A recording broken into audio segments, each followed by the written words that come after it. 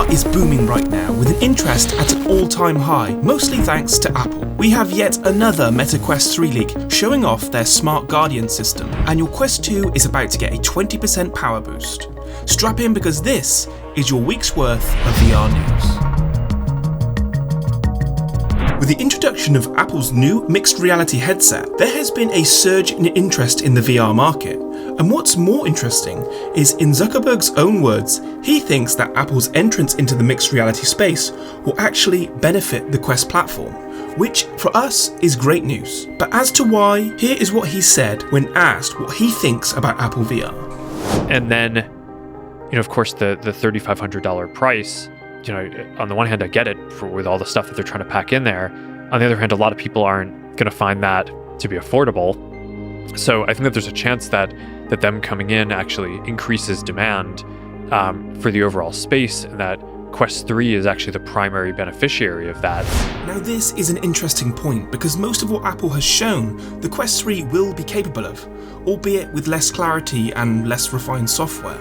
And so I think Zuck is right on this one. The Quest 3 will essentially be a cheaper version of what the Vision Pro will be. But what Apple is good at doing is great advertisement. It's given us a clear vision as to what to expect from mixed reality. And this is what we need to start expecting from our future headsets.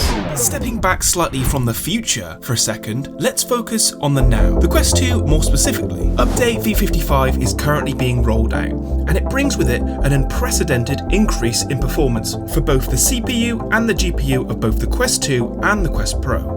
The Quest 2 will get an increase of 19% GPU speed, while the Pro will get 11. They both will receive a 26% increase in CPU speed. Meta have given us a sample video of The Walking Dead, showcasing the increase in resolution at the same performance. The main reason there is wiggle room on the Quest chipsets basically comes down to thermal management. And the longer these headsets are out, the more data Meta can collect and start to put the hardware to the perfect sweet spot. The Quest 3 will almost certainly have better thermal management, but we can also assume these sort of performance updates will be a part of that timeline too.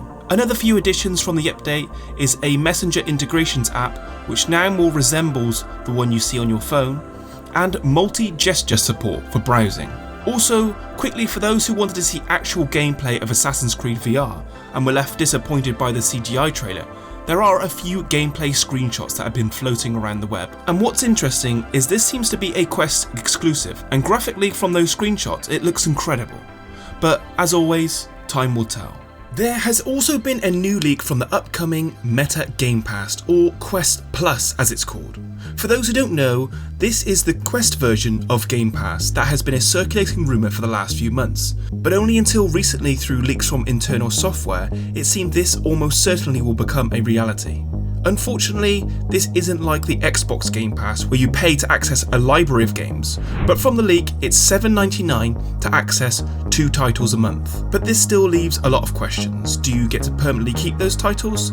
And are they specifically selected titles, or can we pick anything from the store? Only time will tell on that one. What do you all think about the idea of a Quest Pass? Let me know down in the comment section below. Now on to the Quest 3, but more specifically, the leaked Smart Pass-Through.